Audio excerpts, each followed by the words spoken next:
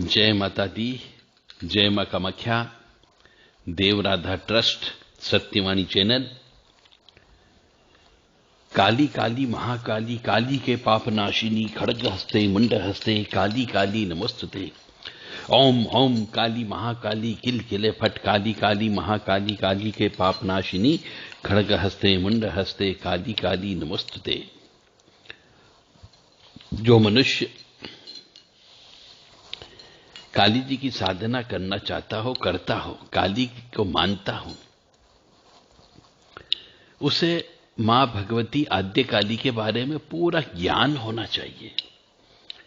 क्योंकि जिस शक्ति को हम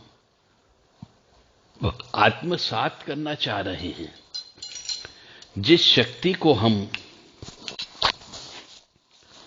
चाहते हैं, जिससे प्रेम करते हैं, उसके बारे में छोटी छोटी बात भी बहुत इंपॉर्टेंट होती है। तो इसी रहस्यमयी कड़ी में हम आपको आज बताने जा रहे हैं कि मां भगवती काली की उपासना कब कब करना चाहिए, जिससे पूर्ण फल की प्राप्ति होती है। बहुत से मनुष्य सोचते हैं कि मां भगवती की उपासना रास्ते चलते कर लो, हर कभी कर लो। ऐसा नहीं होता है। मां भगवती की कृपा प्राप्त करने के लिए उनके कुछ दिन निर्धारित हैं, कुछ तिथि निर्धारित हैं। उस समय पे ही मां भगवती की पूजन अर्चन करना चाहिए। वही चीज हम आपको आज बताने जा रहे हैं। रहस्यमय ज्ञान की दुनिया में आपको कोई नहीं बताएगा, क्योंकि सब अपने अपने ज्ञान को पिटारे में बंद करके रखना चाहते हैं। और आप किताबें पढ़ना नहीं चाहते हो, पुराण पढ़ना नहीं चाहते हो, स्वाध्याय नहीं करना चाहते हो। आप चाहते हो आपको पका पुकाया खाना मिल जाए, पका पुकाया आपको ज्ञान मिल जाए। तो जो अन्य जगह आपको ज्ञान मिलेगा वो सब अधूरा ज्ञान होगा। तो चलो हम चलते हैं। आपको दुर्गा सप्तशती में बहुत सी जगह इन चीजों का प्रयोग हुआ है और अन्य बहुत सारी ज्ञानवर्धक किताबों में भी लिखा हुआ है कि मां भगवती काली की पूजा कब कब करना चाहिए, किस समय पे करना चाहिए, जिससे सिद्धि मिलती है। केवल मंत्र जप करने से कुछ नहीं होना है।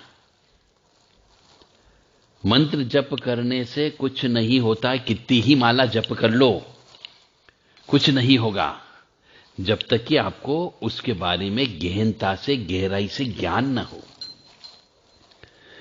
तो सर्वप्रथम आते हम दारुण रात्रि, वीर रात्रि, महारात्रि, काल रात्रि, मोह रात्रि, गौर रात्रि, क्रोध रात्रि, अचल रात्रि, दिव्य रात्रि, दश योग निर्णय और विष्णु रात्रि, मृत संजीवनी रात्रि, सिद्ध रात्रि, गणेश रात्रि और देवी रात्रि।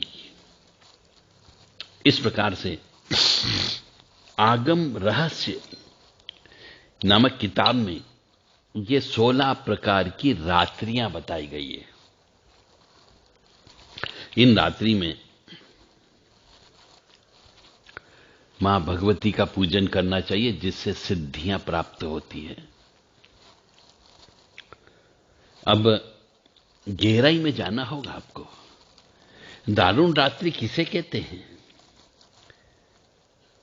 वीर रात्रि किसे कहते हैं, महारात्रि किसे कहते हैं, काल रात्रि किसे कहते हैं, मोह रात्रि किसे कहते हैं, घोर रात्रि किसे कहते हैं, क्रोध रात्रि किसे कहते हैं, अचल रात्रि किसे कहते हैं, दिव्य रात्रि किसे कहते हैं और विष्णु रात्रि किसे कहते हैं, सिद्ध रात्रि किसे कहते हैं, गणेश रात्रि किसे कहते हैं, देवी रात्रि किसे कहते हैं। आपको इसकी गहराई में जाना होगा। और केवल इन रात्रि में आप साधना कर लीजिए, हवन पूजन कर लीजिए, जब तक कर लीजिए, निश्चित तौर से आपको सिद्धियां प्राप्त हो सकती है। पर आपको इन रात्रि का जो समय है, तिथि है, मुहूर्त है, उसका ज्ञान होना चाहिए। अब कुछ लोग हमसे कहते कि साहब आप बहुत बड़े बड़े वीडियो बनाते हो, थोड़े छोटे वीडियो बनाया करो। इतने बड़े वीडियो सुनने का हमारे पास समय नहीं है। आप भगवती को चाहते भी हो, सुनना भी नहीं चाहते हो, और फिर कहते हो कि सिद्धि मिल जाए, आपके पापों का नाश हो जाए। तो ऐसा कैसे हो सकता है? समय तो देना पड़ेगा। अपने इष्ट के लिए यदि आप समय नहीं दे सकते तो इष्ट के लिए पास भी आपके लिए समय नहीं है। तो दारुण रात्रि, होलिका की जो रात होती है उसे दारुण रात्रि कहते हैं। ये तो सामान्य बात हो गई। मतलब जिस दिन होलिका जलती है उस दिन मां भगवती आदि शक्ति काली की पूजा करना चाहिए, जप तप करना चाहिए, हवन करना चाहिए, वही दारुण रात्रि है। इसके अलावा भी चैत्र शुक्ल की प्रतिपदा के दिन भी दारुण रात्रि कहलाती है।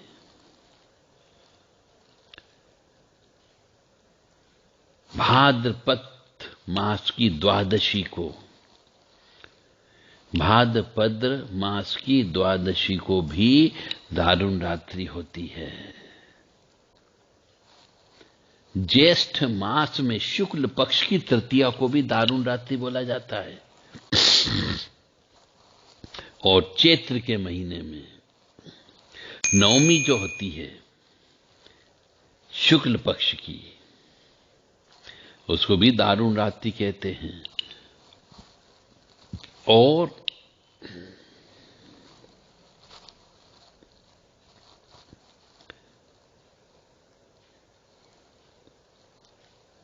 कृष्णाष्टमी को भी दारुण रात्रि कही जाती है।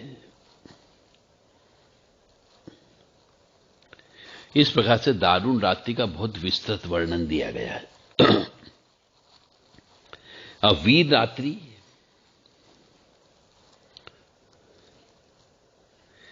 वीर रात्रि का मतलब होता है चतुर्दशी।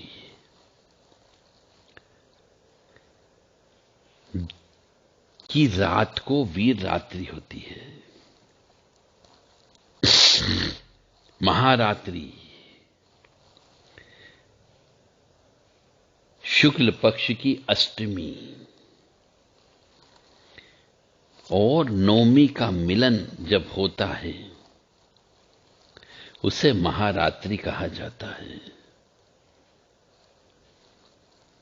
और कालरात्रि दीपोत्सव की चतुर्दशी को कालरात्रि कहा जाता है। यह रात्रि कार्तिक अमावस्या की चतुर्दशी को आती है,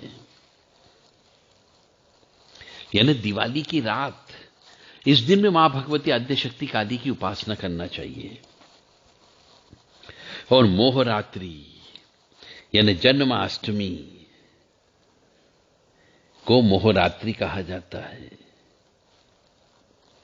जो भाद्रपद मास की कृष्ण पक्ष की अष्टमी तिथि को आती है।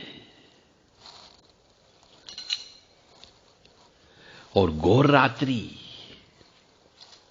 मार्गशीर्ष मास में आती है। क्रोध रात्रि चैत्र मास में नवमी तिथि को आती है। और अचल रात्रि फाल्गुन मास में आती है। और दिव्य रात्रि जेठ मास में आती है। विष्णु रात्रि बुध अष्टमी के दिन आती है। और अमावस्या के दिन यदि शुक्रवास हो तो वह मृत संजीवनी रात्रि कहलाती है। चैत शुक्ल पक्ष की अष्टमी संक्रांति युक्त हो तो उसे सिद्ध या रात्रि कहा जाता है। और माघ मास की चतुर्थी तिथि को गणेश रात्रि कहा जाता है।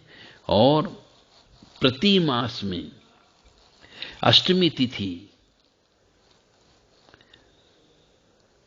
जो कृष्ण पक्ष की अष्टमी होती है उसे देवी की रात्रि कहा जाता है। और मंगलवार से युक्त यदि मिल जाए अष्टमी तिथि तो वो भी देवी रात्रि कहलाती है। इस प्रकार से मां भगवती की उपासना रात में ही करना चाहिए, इसलिए रात्रि शब्द प्रयोग किया गया है। हमारी जो दुर्गा सप्तशती नामक किताब है उसमें भी काल रात्रि, महारात्रि, मोहरात्रि, दारुण रात्रि, ऐसे कई रात्रियों का वर्णन आया है। तो मां भगवती आद्य काली की पूजा एक साधक मनुष्य को जब भी करे वो रात को ही करना चाहिए, दिन में नहीं करना चाहिए। चाहे वो जप करे, तप करे, हवन करे, अनुष्ठान करे, उसे रात को करना चाहिए। और यदि शमशान में कर लोगे तो बहुत अच्छी बात होगी। और अनुष्ठान करने के बाद में यदि मां भगवती काली को यदि आप बलि देते हो तो और अच्छी बात है। और जो मनुष्य बलि नहीं दे सकता है उसे मां भगवती काली के बारे में सोचना भी नहीं चाहिए।